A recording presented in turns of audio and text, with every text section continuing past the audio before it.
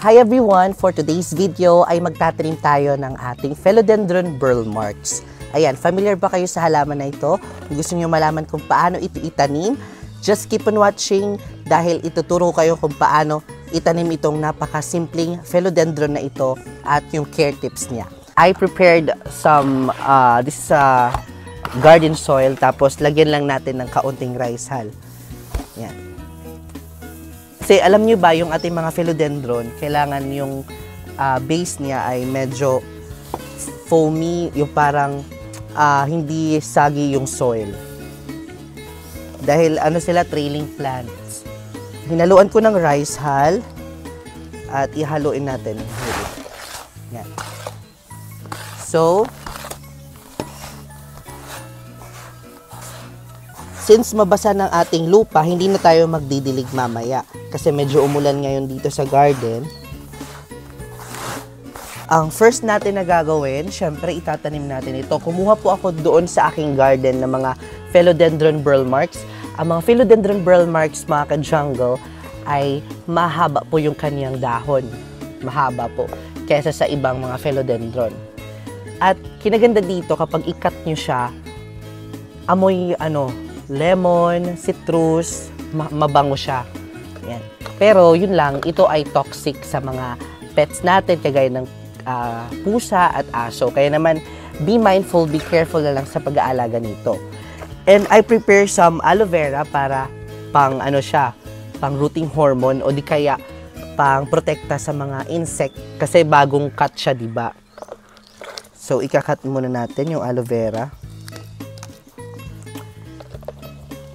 So, ipapahid lang natin dito sa bandang na-cut niya na stem ng ating halaman. After natin nababad, tatanim na natin yan dito sa bagong pot.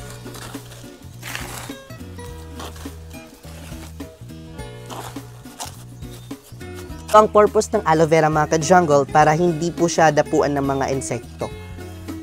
Kasi yung aloe vera, parang alternative siya ng ating cinnamon. Kung wala kayong cinnamon, pwedeng aloe vera. Yung aloe vera kasi para siyang, yung amoy niya, onion, parang ganon, di ba? So, ayaw ng mga insekto ng amoy na aloe vera. So, yan. Naitanim na natin. Simple lang ang pagtatanim ng ating mga philodendron burl marks. So, pinangalan siya ng burl marks kasi yung nakadiscover nitong philodendron ay si Burl Marx na philosopher. So, ayan, another naman. Same lang din ang gagawin natin. Simple lang. Pero kita nyo, napakaganda ang halaman na ito.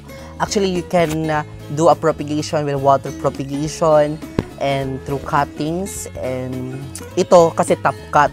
Doon ko sa top layer ng halaman, kinat. So, top cut ito ang pagtatanim. So, yun. Wait lang. Tanimin natin ito dito sa panibagong transparent pot natin. Maganda din yung transparent pot, mga ka-jungle, para kita nyo kung nag-grow talaga yung isang halaman. Kung nakikita nyo yung development ng roots niya. So, lagyan ulit natin ng aloe vera dito sa bandang na-cut niya ng mga side ng ating plants. Yan. Ito, mga aerial roots, pwede nyong ilabas yan.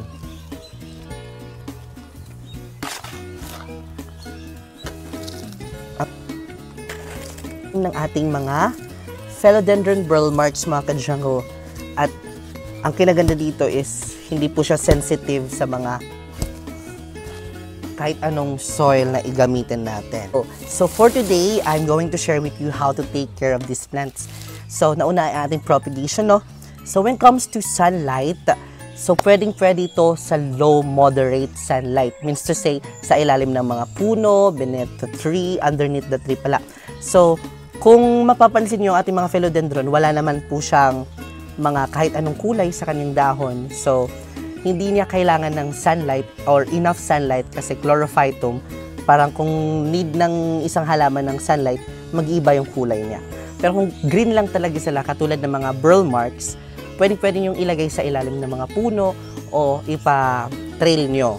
Pwede din po siyang pang-hanging plant kasi pwede po siyang ilagay sa ating mga indoor. So, ang ating mga philodendron burl marks, ang pagdidilig dito, pwede nyong diligan ito depende sa kanyang tawag dito, tolerance. For example, yung soil niya, if dry na, doon na kayo magdidilig.